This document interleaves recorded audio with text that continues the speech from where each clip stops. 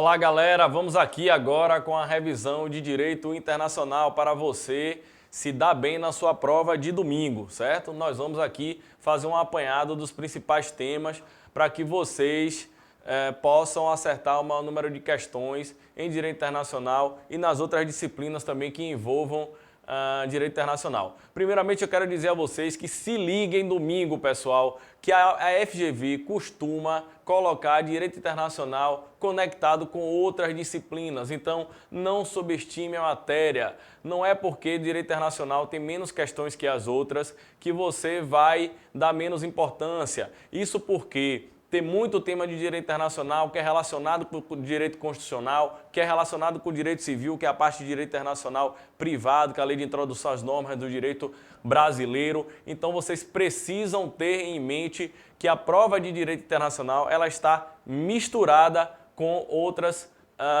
disciplinas e também tem suas próprias questões. Dito isso, pessoal, prestem atenção na nossa revisão para domingo vocês poderem dar uma lavada aí na prova e saírem com resultado positivo rumo à aprovação aqui com a melhor equipe do Brasil Jurídico. Primeiro ponto que eu quero destacar para vocês logo, pessoal, não esqueçam das duas teorias do direito internacional. Teoria dualista e teoria monista. Pessoal, atenção para isso, porque a FGV costuma cobrar esse assunto não separadamente, mas envolvido com outras questões, com outras questões ou assertivas. Na doutrina dualista, pessoal, são dois ordenamentos jurídicos distintos que não se comunicam, certo? Então, é preciso ser criada uma norma para que essa norma seja introduzida no ordenamento jurídico diverso do internacional. Então, nós temos ordenamento nacional, ordenamento internacional, eles não se comunicam e haverá uma norma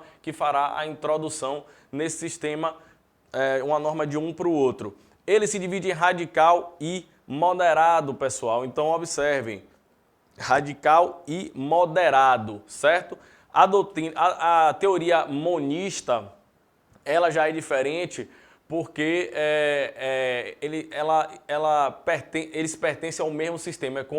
É como se o ordenamento jurídico interno e o ordenamento jurídico internacional estivessem envolvidos no mesmo sistema. E nesse ponto há uma comunicação entre eles, de forma que a doutrina monista ela é dividida em monista nacionalista, onde há preferência para a norma nacional, e a doutrina internacionalista, onde há a preferência para a norma internacional, certo? Nós temos também a monista internacionalista dialógica, que é aquela relacionada aos temas de direitos humanos, onde há um diálogo entre os ordenamentos e entre os temas, prevalecendo assim aquelas normas que são de direito internacional, mas que são de direitos humanos. A maioria dos sistemas utiliza a teoria monista internacionalista, pessoal. Porém, o Brasil adota a teoria do dualismo moderado, certo? Isso por quê, pessoal? Porque no Brasil há uma exigência de promulgação de uma lei interna no ordenamento jurídico interno para que a norma internacional passe a ter vigor. Certo? Ele reconhece que são dois ordenamentos jurídicos, mas reconhece também que há uma conexão entre eles através da promulgação de uma lei interna, tá? Para poder ser introduzida no ordenamento jurídico interno nacional, e há um procedimento formal com relação a isso, tá? Então, gravem que o Brasil adota o dualismo moderado, certo? Não esqueçam também das fases de celebração do Tratado Internacional, pessoal. Vamos lá, vamos relembrar. Negociação e assinatura, referendo congressual, ratificação, promulgação e publicação. Lembrando, pessoal, o referendo congressual se dá para todo e qualquer tratado de direito internacional, não apenas aqueles que provoquem situação gravosa ao patrimônio nacional.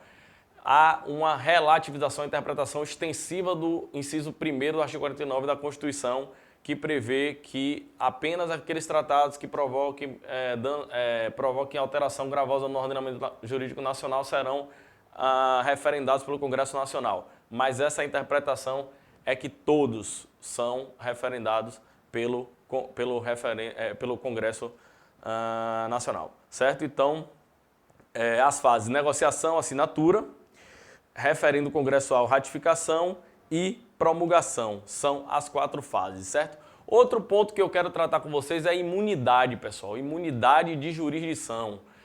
Vocês precisam lembrar, não esqueçam, a imunidade de agente diplomático é diferente da imunidade consular.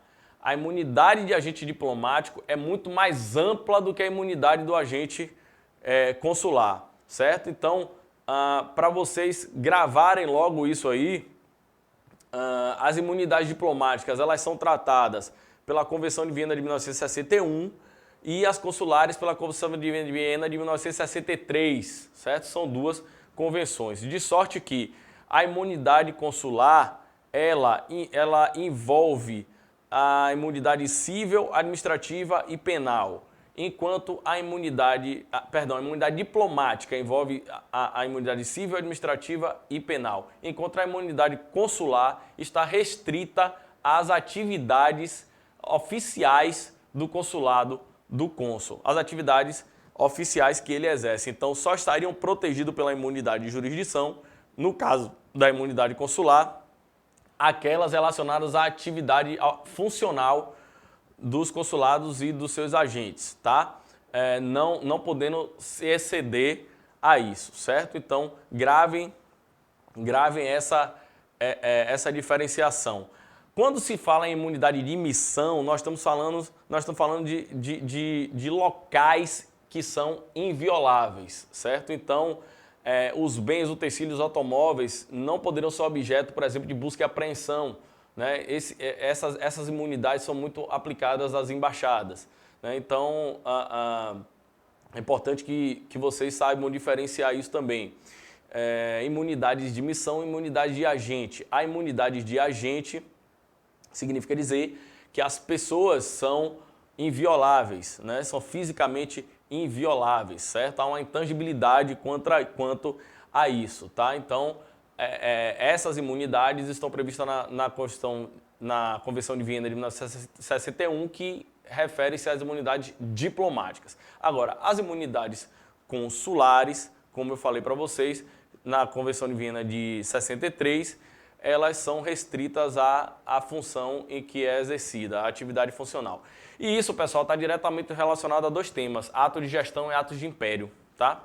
Atos de império, pessoal, o próprio nome já disse, é um ato de império, é um ato de soberania. Então, toda vez que envolver ato de império e ato de soberania, nós estamos, logicamente, tendentes a falar das imunidades diplomáticas, que são mais amplas, abrangem a seara civil, administrativa e penal. Toda vez que estamos falando de atos de gestão, olha o nome, imunidade de gestão, são atos meramente administrativos, atos funcionais, e por isso esses atos não são protegidos pela imunidade mais ampla de jurisdição. Eles podem ser relativizados, certo? Agora, uma observação importante, pessoal, que eu preciso passar para vocês, que tem caído de prova, não é tão novo assim, é de 2013, mas é uma coisa que vem recorrente.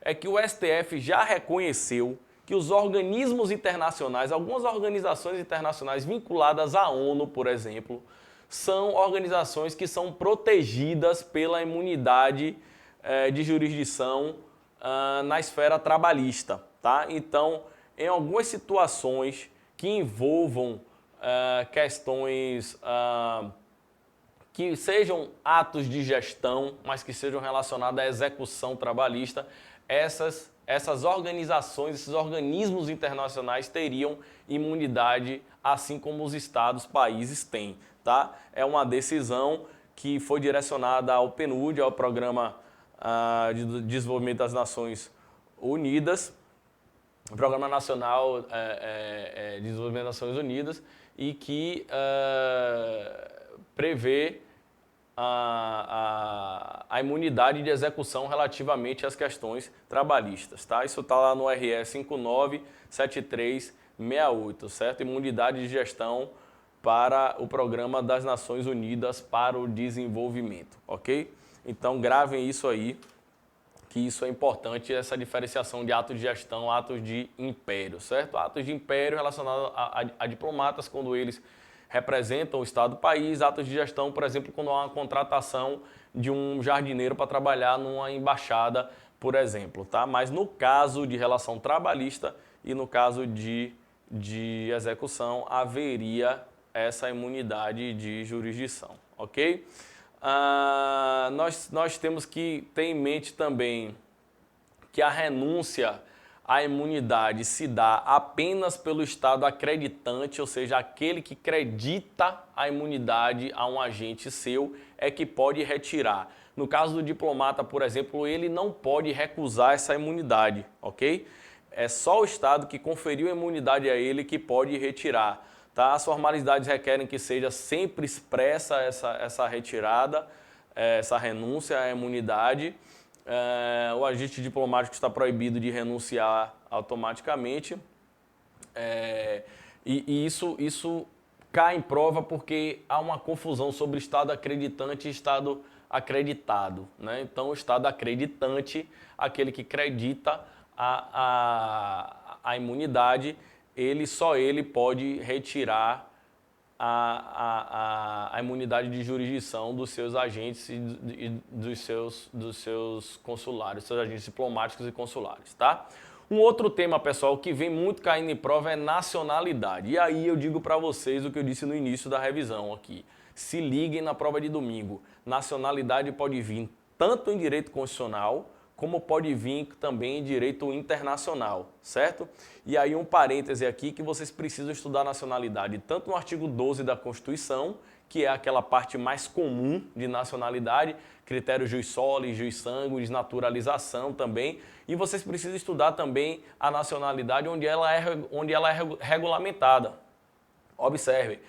Todo o tema deriva da Constituição, teoria da constitucionalização do direito. Então, nacionalidade está lá regulamentada na Constituição, mas existe uma lei que regulamenta a nacionalidade. Então, essa lei é a 13.445, que é a Lei de Imigração, certo? Que foi a lei que revogou o Estatuto do Estrangeiro, tá? Então, prestem bem atenção lá nessa lei, 13.445 de 2017, que lá vai ter disposições sobre a nacionalidade, tá? Então, além do artigo 12 da Constituição, que prevê lá que os brasileiros natos, o inciso 1, e os brasileiros naturalizados, vocês vão ter que estudar também o artigo 64, 65, 67, 68, 69 e 70 da Constituição, 64 a 70 da Lei 13.445 de 2017. E lá na naturalização você já vai ver lá que a naturalização pode ser dividida em algumas espécies. Então eu já vou aqui, não vou aqui ficar falando para vocês da nacionalidade, a parte comum da Constituição que vocês já conhecem. Eu vou logo para um ponto mais crítico. Naturalização pode ser ordinária, extraordinária, especial e provisória, certo? Então vocês precisam ler lá o artigo 64 a 70 da Lei de Imigração para vocês poderem ter em mente essas espécies de naturalização, ok? Que eu acho que é esse ponto que, se cobrarem, se vier o assunto nacionalidade na prova, vão me cobrar. Como o nosso tempo é curto, eu vou estender aqui para outro ponto relacionado à nacionalidade importante também. Não vou ficar tratando de questão comum relacionada à nacionalidade. Vou tratar de questão mais específica, certo? No caso, saindo de naturalização, voltando para a nacionalidade mesmo, nós temos a primária ordinária, tá? Então, a primária ordinária adquirida com o nascimento, tá? Então, vocês têm que entender isso porque nós temos que falar do ponto-chave, que é o conflito de nacionalidade. Se vier na sua prova cobrando nacionalidade, não vai vir algo comum, jus soli, jus sanguinis, não vai vir nada disso. Pode vir um caso assim, conflito de nacionalidade. E aí esse conflito pode ser positivo, que ocorre quando duas nacionalidades se aceitam, né, a pessoa que nasce num país jus soli e é filho de pais estrangeiros, cujos pais de origem adotam critérios de sanguíneos. Né? Então aí há uma figura da polipatria, certo? Então há um conflito positivo de nacionalidade. E há um conflito negativo de nacionalidade, tá? Que aí uma observação importante, a Declaração Universal dos Direitos Humanos tem uma certa intolerância quanto a isso, que são os apátridas. E nesse caso, o fato é que a Declaração Universal dos Direitos Humanos assegura a todos um direito a uma nacionalidade, né? E nesse caso, defende-se de que, muito embora a nacionalidade negativa, o conflito negativo de nacionalidade ocorra quando uma nacionalidade exclui a outra, por exemplo, a pessoa nasce em país jus sanguinis e é filho de pais estrangeiros, cujo país de origem adota critérios jus soli, nesse caso, a Declaração Universal de Direitos Humanos entende que, na verdade, essa pessoa não poderia ficar sem uma nacionalidade. Então, ele deveria relativizar esse conceito e deveria ter direito a uma nacionalidade, seja por um critério jus soli ou pelo critério jus sanguinis. Então, é um ponto polêmico, né? Então, você tem que observar como vem isso na sua prova, certo? Sobre nacionalidade, essa questão que eu tinha para falar para vocês de naturalização e conflito positivo e negativo de nacionalidade. E outro ponto importante também é a perda na nacionalidade, prevista lá no parágrafo 4º, inciso 1º da Constituição, aplicada aos brasileiros naturalizados por atividade nociva, né, ao Estado, à segurança nacional.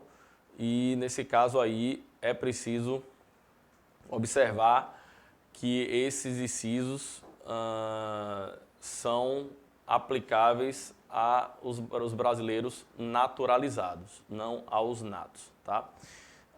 Nesse ponto você vai ver o artigo 75 da Lei 13.445 de 2015, certo? Outro ponto importante também sobre nacionalidade é a reaquisição da nacionalidade, ok? Então, quando houver pedido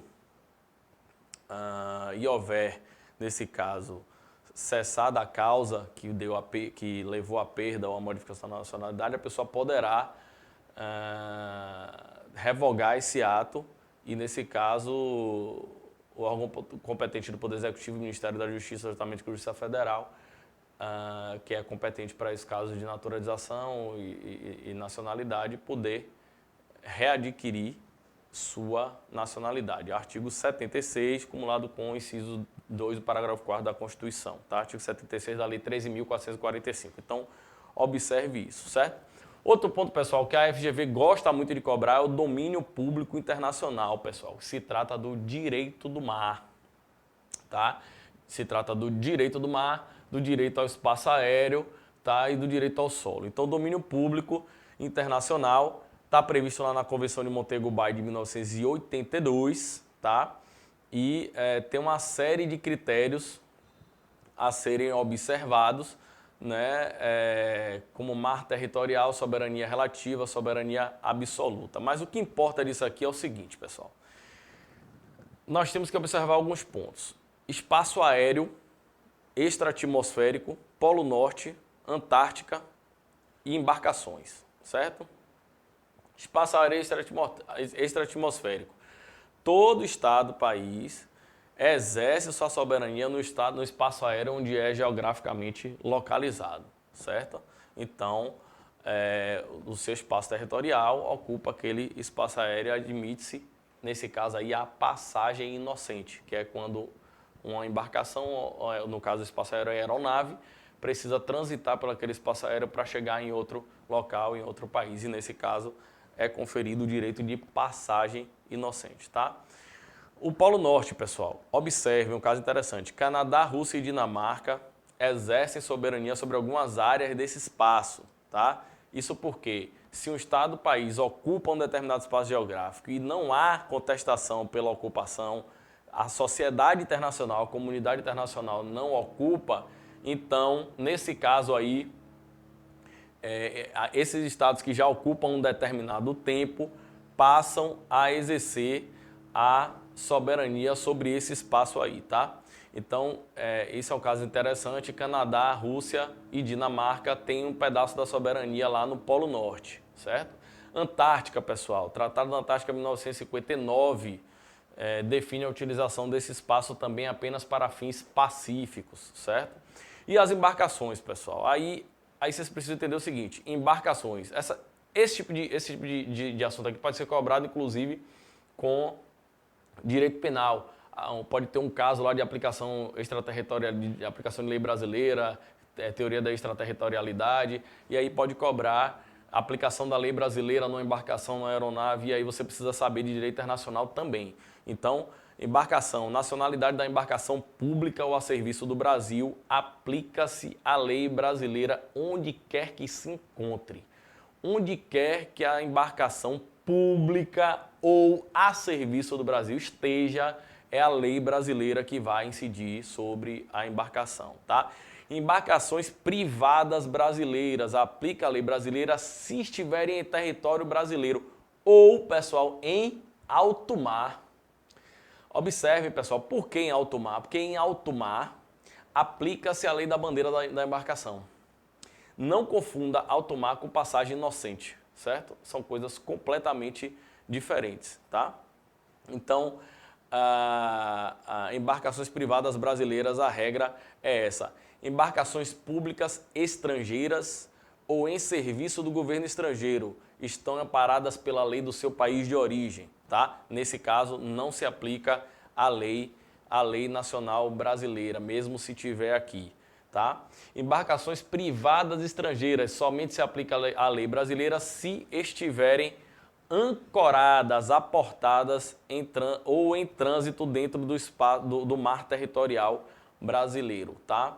E nesse caso, admite-se o direito de passagem inocente pelo mar territorial brasileiro, né? Então, observe que a passagem inocente ela se presta a uma medida de cooperação internacional. Aeronave pública estrangeira ou a serviço do governo estrangeiro estão amparadas pela lei do seu país, a lei de origem, não se aplicando a lei brasileira, certo? Aeronaves privadas estrangeiras aplica a lei brasileira se estiverem em território nacional e a lei estrangeira quando em voo ou em solo de seu país, do país estrangeiro, certo? Então, eu coloquei até um gráficozinho para você jogar lá no slide, Marcinho, para a gente.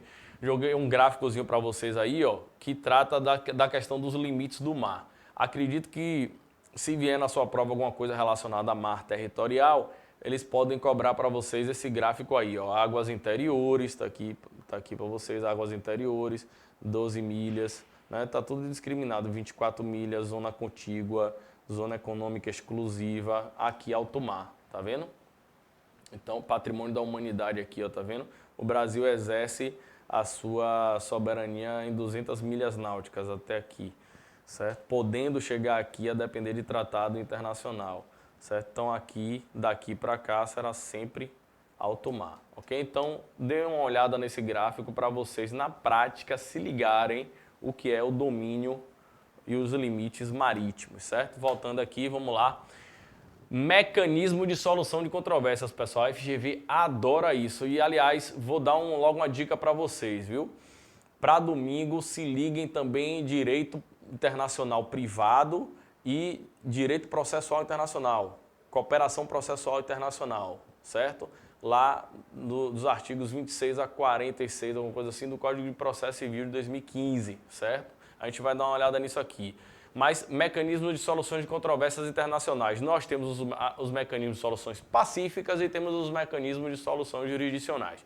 Pacífica, artigo 33 da Carta da ONU, Carta das Nações Unidas, e diz lá que são os seguintes: negociação, inquérito, mediação, conciliação, arbitragem, solução judicial e recurso às entidades ou acordos regionais.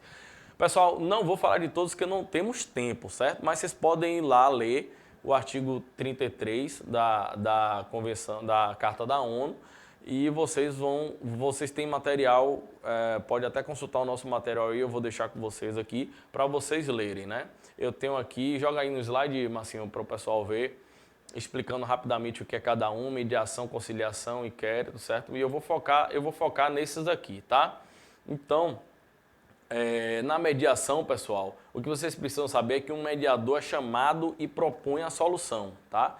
Ele é chamado para propor a solução, tá? Ele não apenas se aproxima das partes, mas ele também ele se insere na questão para tentar resolvê-la, certo? Na conciliação já é diferente. Existe um conciliador, não existe conciliador, mas uma comissão de conciliação. A conciliação internacional é um pouco diferente da conciliação comum que a gente conhece, tá? E esse conciliador, essa comissão propõe a solução enfim, propõe a solução da controvérsia e participa do acordo de solução. Eu queria que vocês prestassem atenção em inquérito e arbitragem, tá? Porque são realmente... o inquérito, porque tem um tempo que não cobra, então eu coloquei aqui, porque eu acho que pode ser que cobre. E a arbitragem internacional, o arbitramento, porque ela é um meio semi-judicial, né? Então, aqui no Brasil, por exemplo, a arbitragem não é equivalente jurisdicional, é jurisdição, né? É um exercício da jurisdição. Então, tem um pouco de diferença com a arbitragem internacional, mas é sempre muito, muito cobrada. Então, a arbitragem, ela geralmente é eleita pelos próprios estados, né? E os estados escolhem os árbitros e ambos conjuntamente escolhem aqueles que vão compor, sempre em número ímpar, geralmente 3 árbitros de confiança, para que eles deem um laudo arbitral sobre o compromisso arbitral firmado, onde os estados assinam e a partir daí deve-se dar cumprimento a esse laudo, tá? Então, na arbitragem, volta aqui, Marcinho, na arbitragem nós temos uma decisão através de um laudo, né? Não é como uma sentença, é um laudo. Geralmente os árbitros eles são peritos naquele problema, naquela controvérsia, são pessoas que têm uma capacidade técnica extremamente elevada sobre um determinado fator, sobre um determinado assunto, para poder emitir um laudo dizendo qual é a melhor solução, quem tem razão e quem não tem, tá? Então a arbitragem é feita nesses moldes, tá? Quais são as características do mecanismo pacífico de solução de controvérsia? Joga lá, Marcinho. Eles devem levar em consideração as particularidades da sociedade internacional, depende de consentimento dos estados, ou seja, deve ser por livre manifestação de vontade, é uma decisão voluntária.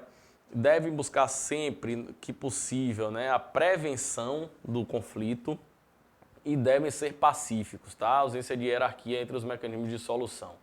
Outro ponto importante que a gente precisa trazer para vocês aqui são os meios coercitivos de solução de controvérsias. E aí nós temos o Tribunal Internacional como meio judicial principal e a Corte Internacional de Justiça. Pessoal, sobre Tribunal Penal Internacional, vocês precisam entender o seguinte: o Tribunal Penal Internacional, ele só julga indivíduos, ele não julga a relação entre estados, tá? E a ele cabe julgar os seguintes crimes: crime de genocídio, crime contra a humanidade, crime de guerra e crime de agressão, tá? Esses crimes estão lá no artigo 6º do Estatuto de Roma, autoexplicativo. Vocês precisam ler esse dispositivo do Estatuto de Roma, artigo 5º, na verdade artigo 5º ao 8º do Estatuto de Roma. É importante que vocês leiam sobre o Tribunal Penal Internacional, certo?